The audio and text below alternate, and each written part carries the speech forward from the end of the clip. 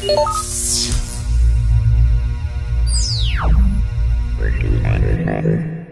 welcome to Geeky Faucets. I'm Amy Dale. And I'm Christine Lucas Savage. And this is episode 52. And this is Cogs, our mascot cat. Isn't Makes he me cute? feel a little bit like the crazy cat lady when I'm holding him at the beginning of the show. Or like the guy from Austin Powers. Yes, Mr. Evil, Dr. Evil. Dr. Evil. Mr. Evil.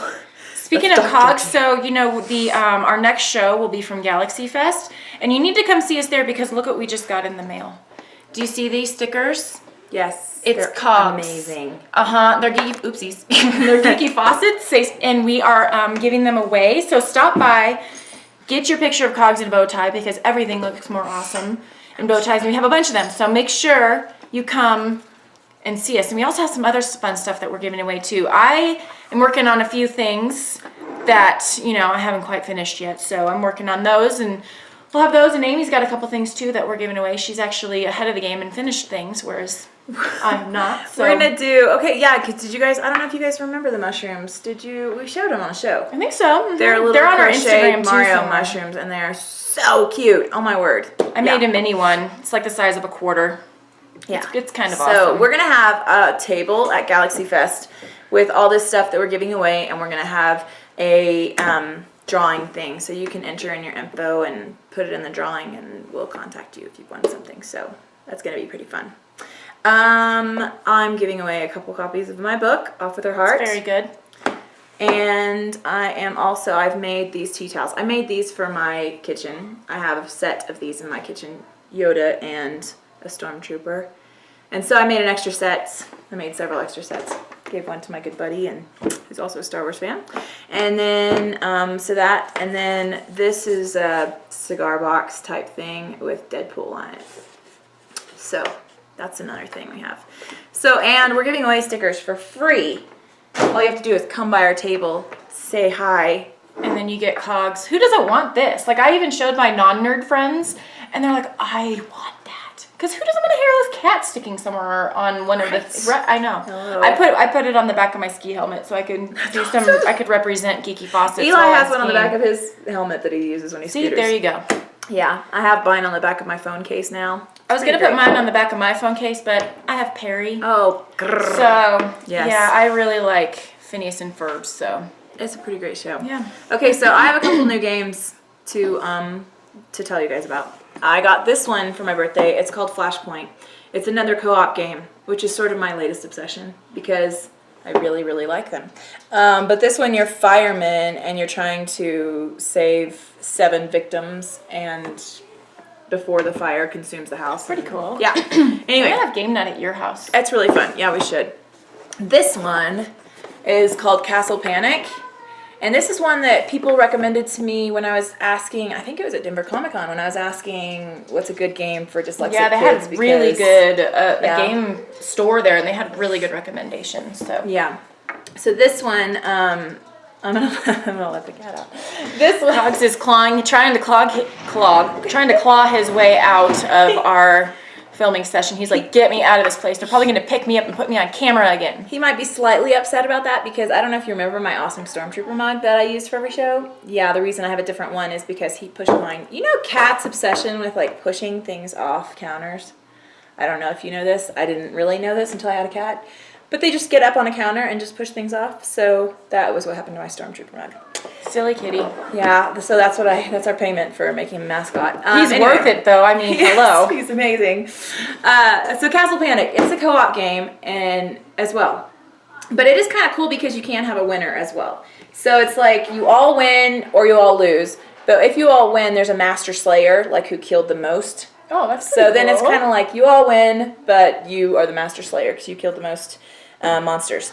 So you're trying to defend your castle, which is in the middle, and it has all these walls. And if you at the end have even one wall standing, then you win. Oh, that's pretty neat. But there's all these monsters that come and try to destroy your castle. But it is really fun, and I played it with all my kids, including my just turned 7-year-old. I can't believe she's 7. I always think she's 5. I know. And they did awesome, and we had such a great time. You know, like I always think that the hardest time to play a game is the first time because you're trying to especially these kind of games. Like, it's one thing to play Candyland. There's a massive learning You like, curve. yeah, like Candyland, you draw a Yeah. card and then you play. But with these, you just have to have patience with your kids because, like, the first time you play is, like, really hard. Because you're like, okay, no, guys, listen, no, wait. And then they're asking, I told my sister, I was like, the last few games I've gotten have all had books of instructions because it's like these kind of games and they're I like have pages. a hard time with those kinds of. I need somebody to just explain it to me because I don't like. Well, the reading good thing is a lot of these instructions. games are on Tabletop, which is a YouTube channel you can look up. Like Castle Panic, they play on Tabletop. So I had watched it. I'd watched them play it before, so it Oh, kind of that's helps. nice. You get an idea of how it goes, and yeah, That's really, it's really helpful. nice. So yeah, come see us at Galaxy Fest, which will be next weekend. So our show next week will be from Galaxy Fest. It'll be a little bit later getting up. Yeah, it'll be later getting up because we're going to go Friday and kind of film there and kind of show you. Now, Friday is not the best representation of Galaxy Fest because Saturday is the most hopping day for sure. Yeah. That's where you're going to see It's the his most first cosplays, weekend everything day. else. But Friday's not bad. Like it's less busy. It's not very intimidating at all. It's just it's good. So we're gonna take some video, and that's what our show next week will be about. So you can see, and then you'll still have enough time to get down there if you want to go on Saturday. Okay, so today what we decided to talk about was the art of geek, the geek of art. Geek something like artists? that. I thought it was geek artist. Geek artist, however you Okay. want to say it.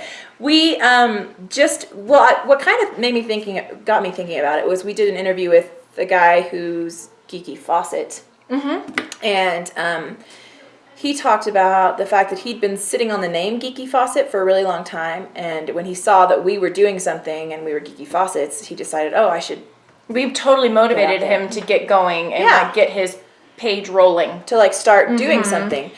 Which is really, really awesome because we kind of have that's kind of a big deal for us. Like we're all about creating and art and just encouraging people to explore. Yeah. You know what I mean? And like if you are geeky, go ahead and explore that because we love you yeah. and we accept you, Yeah, and I think a lot of people have a lot of intimidation in the realm of art and creativity, and they feel like, well, mine's not as good as someone else's, but like art is one of those things that's not about comparison so much because like the only person who's gonna create something that's uniquely you is you, and so we really love that and encourage it, and in our kids and our friends and everybody. Yeah, just create. What is that Joss Whedon quote? It's my favorite quote. He says something like, crochet it, sauté it, publish it, write it, whatever, make. Yes. And it's true. Like if you sit there and be like, well, it's not going to be perfect, it's not going to work, well, whatever, you're never going to get anything done. It doesn't matter that it's not perfect because everybody has to start out as a beginner. And also, you never, ever, ever, ever know what or who is going to be impacted by your art because, people don't tell you that your art is great a lot of times. They'll just tell you when it's bad. True. And, it might even take you off guard because I have a thing for latte art. I love latte art so much. It makes me more happy than it should. And there's a gentleman in town who does very good latte art. And every time I get it, it just like washes happiness over my entire self. I actually told him that once, not in those words because that's creepy. But I actually told him how much I love it. And, I don't think he ever would have realized that this one little piece of foamy art makes me this happy. So if it invokes, that kind of happiness in you, it doesn't matter that it's not perfect. Yeah. And, I play the banjo occasionally, and I think I stink at it. I'm really not great. I'm a beginner. But I have been able to encourage other people to try things. Yeah. So you never know what your art It's true. is going to bring out in anybody else. It's true, and I think that's what art is about, is the reaction that you get from people, like what it invokes in other people. And when we did our conlang show a while back about constructed languages, somebody responded, which I thought was a great response, and I was like, man, I need to keep that mantra for life. He said, everybody, because on our show we talked about how, you have to be really smart to do this, and we're not smart enough, and blah, blah, blah, blah. And he said, a lot of people, that's a common misconception, people think that you have to be super smart to learn a conlang. You just have to not be afraid to be wrong. And I was like... And that's true with anything. I'm trying to learn Korean, and that's the hardest thing to get it out of your mouth. Yeah. Because you just have to be like, well, I'm going to make a mistake, and it is what it is. Yeah, and that's the thing, I think, with art is just don't be afraid to do it wrong. Do it. Just do it. I mean, I think that every artist battles through that, and there's a really, really, really good book called The War of Art by Stephen Pressfield, and I would highly recommend it for anybody who has any sort of inkling towards creativity at all, because it is so good and so powerful, and it's written, and I'm not a nonfiction reader. Like, I read fiction pretty much. Me too. That's about it. Occasionally nonfiction, but very occasionally. But it's like in little nuggets. Like, it'll be like a page or just a little section. So it's not something that feels like, it's not like these huge chapters. It's a little bitty book, and it's got little bitty, like little nuggets. But it just talks about how much resistance there is when we try to create, when we try to change. And if you look in the geek world, there is so much creativity. Just go on Pinterest. I mean, seriously, like, get on the Pinterest. Yeah. And on the Pinterest. The Pinterest. Nice. Get on Pinterest. Go to the little geek on category. theinternet.com. And shut up. There's so much art on there, and it's so cool what people come up with. And people just post it. It's amazing. I don't know. It's true. There's people that make robots. I mean, we've seen R2-D2. There's clubs that make R2-D2s, and there's a guy who made a Wall-E replica. Oh my word, cutest thing I've ever seen in my life. So, there's so many, cosplays, the cosplays that people create. You cannot buy at a store the things that people come up with. And when you go to one of these cons, you're just like, these people that I am surrounded by are amazingly creative people who are not afraid to create. And then and then we have all these artists at comic book art. Amazing, who put their art out on display, and not all of their art is going to be liked by everybody, but they're out there and they're putting it out. I love when people show me, Amy's daughter Anna is a very, very good artist, and everything she does, I'm like, oh my god, it's the coolest thing I've ever. It's just, I appreciate effort, and I appreciate, I don't even know, just if you try, it's just so, just to see what's in your head, you know, it gives you a nice glimpse into what that person might be like, and I just think it's so cool. Any effort, any kind of art. It is really cool. Yeah. It is, and I think that's, that's what we want to encourage in you and anybody because the other thing you see a lot of at the cons is authors. Which, there's tons of, so many amazing books that are not discovered and not published that people are selling at these cons. And so I think it's just something that, I think what happens sometimes, though, is if you don't have an encouraging community, which we have an incredible, one of Lana's good friends started a really cool thing. Actually, believe it or not, Lana has some really good solid people that she has.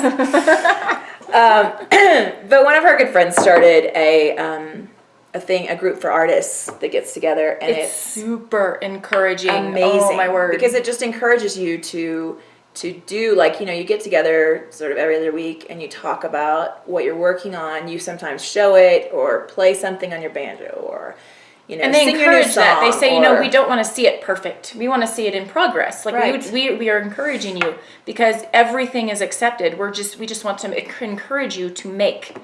So that's a thought for something you could do with you and some of your friends. Get together, every other week, whatever. Talk about art. Talk about the resistance. Go through Stephen Pressfield's book. That'd be a good place to start if you're like, I don't even know what to do.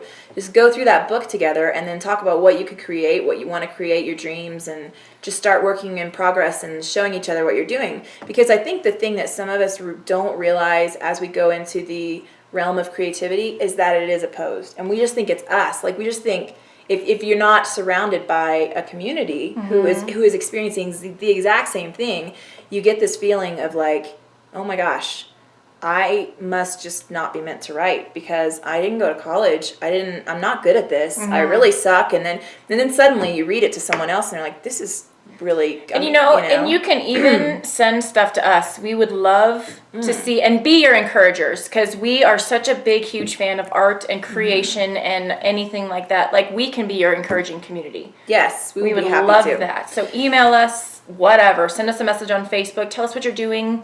Anything. And our email, by the way, is geekyfaucets@gmail.com. So if you want to email us ever, that's where you find us. And Christine was actually with my book that I wrote recently. Christine was my first cheerleader because she was writing for, what is it called? NaNoWriMo. National Novel Writing Month. Yeah, and it's November, right? November. Yeah, and so that's another idea is there's a couple things like that FAMA, I think, which is February album writing month for songwriters. So it's like February you dedicate to just, which is this month, isn't it? Yeah. I didn't realize that. Yeah. Anyway, so you dedicate this month to just writing enough songs to fill an album. And then like November is write a novel in November. So, there's things like that, and they have websites and support groups that can really help you get motivated to do that kind of stuff. So she was doing that, and I had been writing like a little bit, and I was like I didn't want to press through because I was like, oh, this is hard, and I'm not good at this, and this is dumb, and nobody's going to read this, and blah, blah, blah. And so anyway, she read it and was like, this is really good, you should keep writing. And I was like, okay. Yeah, now it's a book. Yeah. And you can buy this book, and it's awesome. Yeah, thank you. So anyway, it's really helpful. So if you are a closet creative, come out of the closet. And we need your creativity. Yeah, the world needs what you have to give. And yeah, I would encourage you to watch. This is cheesy, but there's a music video that really inspires me. I love that music video. Yeah, and it's Brave by Sarah Bareilles. I know the song's really great, whatever, but if you haven't seen the video, you should really watch the video. I bought it on iTunes and have it on my iPhone so I can watch it.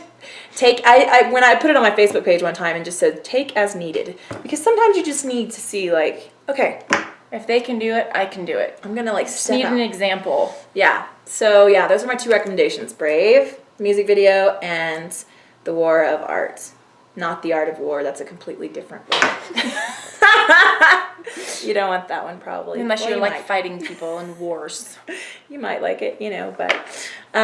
so, yeah, so we just encourage you to create and send us pictures I if would you love want. to Put see it on our your Facebook page. creations. And if you're if you don't want to put it on the Facebook page and you're too embarrassed, just send it to us. Email it.